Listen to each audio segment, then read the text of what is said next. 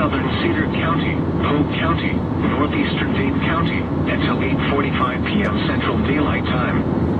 At 7:45 p.m. Central Daylight Time, severe thunderstorms were located along a line extending from 10 miles southwest of Worcester near Humansville to 8 miles southwest of Stockton, moving southeast at 30 miles per hour. Expected hazards include 60 miles per hour with gusts and quarter-size hail. This is a radar-indicated threat. The following effects are expected. Hail damage to vehicles is expected. Expect wind damage to roofs, siding, and trees.